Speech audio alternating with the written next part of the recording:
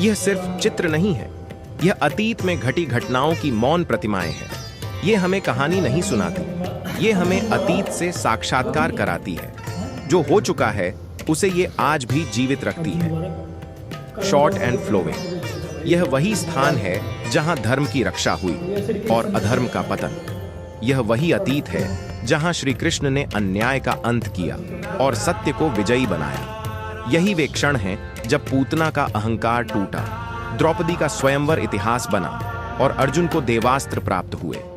इन प्रतिमाओं में पत्थर नहीं, कथा सांस लेती है। यह अतीत हमें डरा नहीं रहा, यह हमें चेतावनी दे रहा है कि जब जब अधर्म बढ़ता है तब तब धर्म स्वयं प्रकट होता है।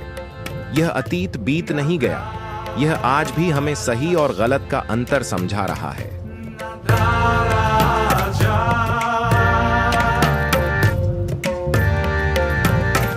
जय शिवा शंकर।